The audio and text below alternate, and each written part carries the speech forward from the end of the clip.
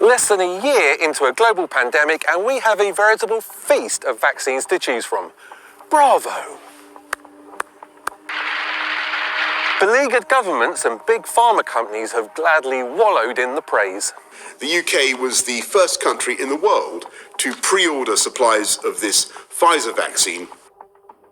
But they don't mention the racist human experiments much.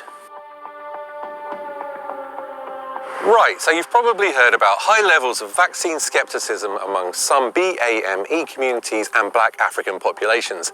It's a big problem, so big that politicians and celebrities from those groups have been campaigning to encourage people to get the jab. Taking the vaccine is the only way to boost your immunity against COVID for you and your loved ones. A COVID-19 vaccine that will help save lives. The vaccine does not change or damage our DNA. But why the skepticism? Theories include misinformation, religious factors, and language barriers. Oh, and those racist human experiments. A long and gruesome history of them that mean many people of colour don't trust governments and big pharma when it comes to taking drugs. I think these messages from Boris, from Matt Hancock, from Whitehall, all actually have lost the meaning, and the public doesn't trust anymore. The most infamous American example is the 1932 Tuskegee study of untreated syphilis in the Negro male. The US Public Health Service duped 600 poor black men into taking part in this 6-month study that lasted for 40 years. Told that they would get free health care, the 399 participants with latent syphilis were neither told of their diagnosis nor given any treatment. I guess the clue was in the name. It caused the death of 128 men. A 40-year study that rocked the American medical establishment. A panel who reviewed that study found hundreds of impoverished blacks were misled. Tuskegee is the tip of the iceberg. You have James Marion Sims, the father of gynecology, who used slave women and children in 19th century Virginia to develop medical treatments. Treatments which were then only used on white women, obviously.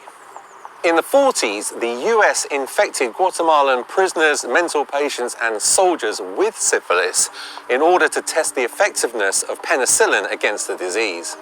In the 50s, Project 4.1 used residents of the Marshall Islands to examine the effects of radiation on the human body.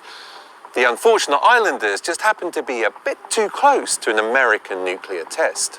The most powerful nuclear device ever detonated by the US, codenamed Bravo. It was a 15-megaton hydrogen bomb. The radioactive fallout blew right onto 2 inhabited atolls downwind. Of course, it's not exclusively an American practice. Africa, for example, has been used as a living lab by many nations and companies. I'm sure you must be asking yourselves what makes developing countries, especially those in sub-Saharan Africa, so attractive for these HIV clinical trials. Reasons include lower risk of litigation, less rigorous ethical reviews, and populations that are willing to participate in almost any study that hints at a cure. At the turn of the 20th century, German scientist Eugen Fischer conducted forced sterilization experiments on Namibian women. You'll be shocked to learn that Fischer later went on to join the Nazi Party, where he continued his work in concentration camps. In the 1970s, black Zimbabwean women were coerced into taking part in trials for the birth control drug Depo-Provera.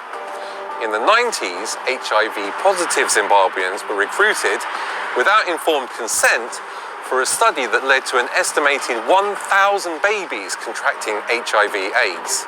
Also in the 90s, Nigerian children were used to test the effectiveness of the antibiotic Trovan on meningitis. 11 of the children died, and the Nigerian government sued the pharmaceutical company responsible. The name of that company? Pfizer. And you wonder why some black people might be a little bit wary of using a vaccine with that name on it.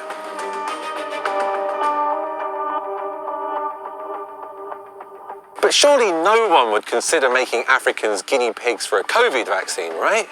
Not in the 2020s. Est-ce qu'on ne devrait pas faire cette étude en Afrique, où il n'y a pas de masque, pas de traitement, pas de réanimation? Qu'est-ce que vous en pensez? Alors vous avez raison, et d'ailleurs on est en train de réfléchir en parallèle à une étude en Afrique justement pour faire ce même type d'approche avec le BCG, un placebo. Mon Dieu, In India, 2,500 people died between 2005 and 2012 as a result of dodgy testing on unregistered drugs. The country's Supreme Court accused the government of being negligent in curbing illegal clinical trials. It shows that the abuses aren't always white on black, but it's always the powerful using the powerless as lab rats. The end of the punishment reinforces the response. The current skepticism may be misplaced, but it's not completely irrational.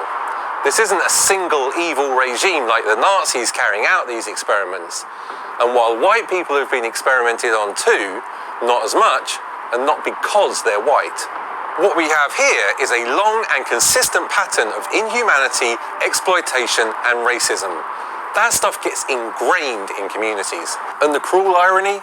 Racial and ethnic groups who are already far more likely to be killed and hospitalized by COVID-19 will suffer because of the fear that's been instilled in them.